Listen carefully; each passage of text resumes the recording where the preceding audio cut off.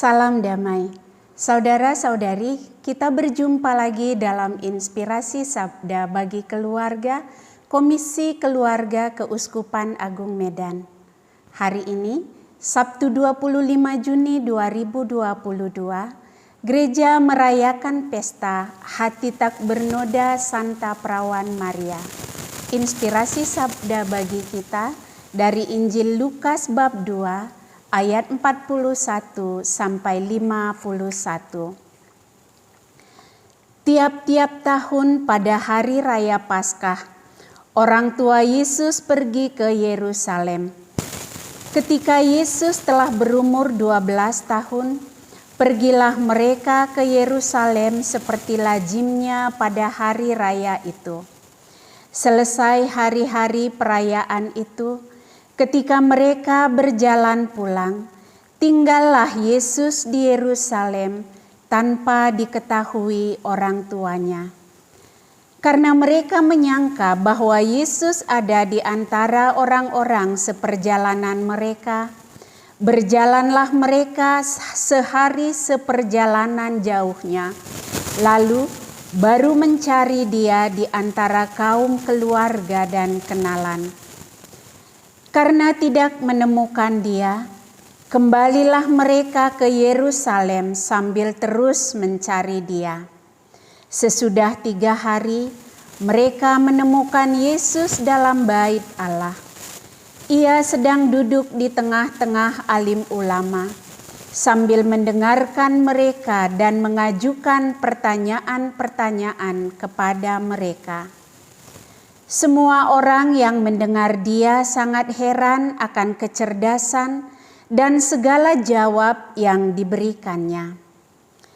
Ketika Maria dan Yusuf melihat dia, tercenganglah mereka. Lalu kata ibunya kepadanya, "Nak, mengapakah engkau berbuat demikian terhadap kami? Bapamu dan aku dengan cemas mencari engkau." Jawab Yesus kepada mereka, "Mengapa kamu mencari aku? Tidakkah kamu tahu bahwa aku harus berada di dalam rumah Bapa-Ku?" Tetapi mereka tidak mengerti apa yang dikatakan Yesus kepada mereka. Lalu Yesus pulang bersama-sama mereka ke Nazaret, dan ia tetap hidup dalam asuhan mereka. Dan ibunya menyimpan semua perkara itu di dalam hatinya. Demikianlah sabda Tuhan. Terpujilah Kristus. Saudara-saudari yang terkasih, bagi orang tua, anak adalah harta yang paling berharga.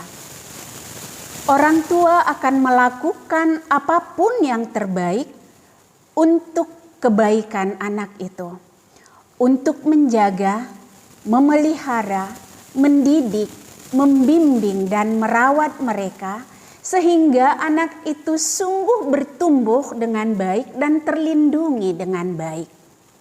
Secara naluri, orang tua ingin agar selalu ada kontak relasi antara dia dengan anaknya.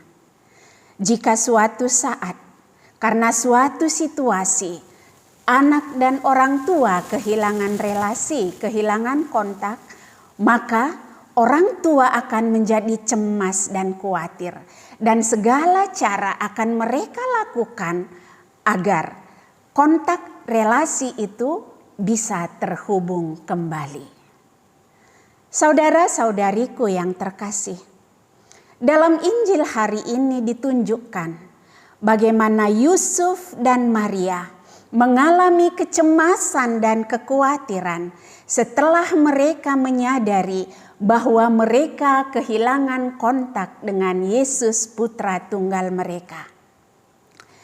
Ketika mereka pulang dari Yerusalem kembali ke Nazaret setelah mengikuti perayaan Paskah Yahudi, di tengah perjalanan mereka menyadari bahwa Yesus tidak ada bersama mereka, tidak ada bersama teman-teman seperjalanan mereka, maka mereka memutuskan untuk kembali ke Yerusalem untuk mencari dan menemukan Yesus anak mereka.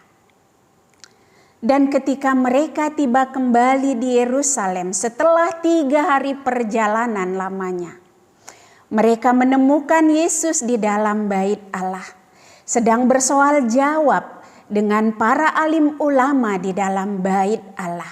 Yesus menunjukkan bagaimana ia sungguh menguasai hukum Taurat dan kitab suci. Secara naluri, Maria, ibu Yesus, tentu sangat bergembira karena menemukan anaknya dalam kondisi sehat dan baik-baik saja. Tetapi secara naluri juga Maria tentu ingin mendapatkan sebuah alasan dari Yesus mengapa ia tidak serta dengan mereka kembali ke Nazaret. Dan karena itu Maria bertanya, "Mengapa engkau melakukan ini terhadap kami? Bapamu dan aku sangat mencemaskan engkau."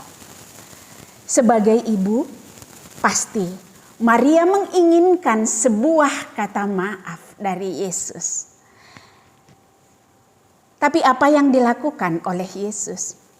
Ia bukannya meminta maaf, seolah ia tidak menyadari bahwa tindakannya itu sebuah kesalahan. Justru seolah-olah ia mempersalahkan Yusuf dan Maria dengan berkata, "Mengapa engkau mencari aku? Tidakkah kamu tahu bahwa aku harus berada di dalam rumah Bapakku?" Saudara-saudariku yang terkasih, terutama para ibu, seandainya suatu saat kita menerima sikap seperti ini dari anak kita, bagaimanakah sikap dan tindakan kita? Sebagai manusia biasa, saya yakin kita pasti sedih, kita pasti kecewa, kita pasti marah, dan mungkin kita tidak mampu mengendalikan emosi kita. Karena kita yang telah ada dalam kecemasan dan kekhawatiran, kita telah letih untuk berusaha menemukan dia kembali. Tapi ketika bertemu, jawabannya justru seolah mempersalahkan kita. Tapi dalam Injil kita melihat bagaimana sikap Maria. Ia tidak marah kepada Yesus. Ia tidak mengerti apa yang dikatakan oleh Yesus itu.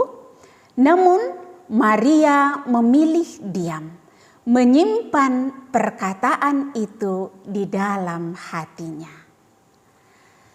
Saudara-saudariku yang terkasih, dalam perjalanan hidup kita setiap hari, di tengah-tengah keluarga, di tengah-tengah sesama, begitu banyak hal-hal yang dapat membuat kita cemas dan khawatir. Misalnya, sikap anak-anak kita yang tidak sesuai dengan harapan kita. Atau anak-anak kita yang telah menyelesaikan studi dengan baik, memperoleh nilai yang baik, tapi sampai saat ini belum mendapatkan pekerjaan yang baik seperti yang kita harapkan. Atau mungkin anak-anak kita sudah bekerja dengan baik, hidup yang mapan, usianya sudah dewasa, namun hingga saat ini belum bertemu dengan pasangan hidupnya.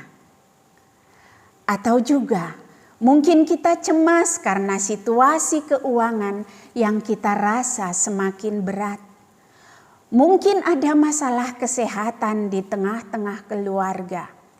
Mungkin juga ada masalah relasi antara kita dengan pasangan kita, dengan sesama kita. Dan banyak peristiwa-peristiwa lain yang membuat kita cemas dan khawatir. Saudara-saudariku, jika atas semua itu kita mengandalkan kekuatan dan akal budi kita semata, maka kita akan semakin dihimpit oleh kecemasan dan kekhawatiran itu. Kita akan semakin kecewa, kita mungkin marah, dan mungkin kita akan mempersalahkan Tuhan atas situasi itu, menganggap bahwa Tuhan tidak berpihak kepada kita. Kita tidak menyadari bahwa hal itu sering sekali bukan memperbaiki situasi, tapi justru memperkeruh situasi itu sendiri. Maka saudara-saudari terkasih, atas semua hal yang kita alami dalam hidup, saya mengajak kita untuk tetap belajar meneladani sikap Bunda Maria yang sedikit berkata-kata terhadap manusia, tetapi selalu berbicara kepada Tuhan Allahnya. Ia selalu mengarahkan hatinya kepada Tuhan.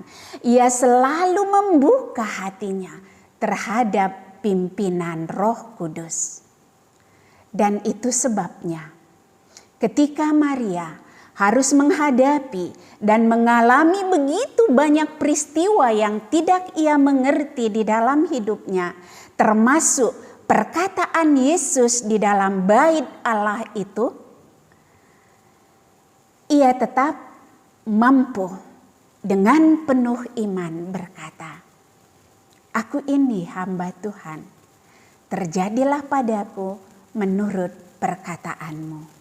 Semoga dengan pertolongan Roh Kudus, kita dimampukan untuk mengatakan hal yang sama dalam kehidupan kita dengan penuh iman. Amin.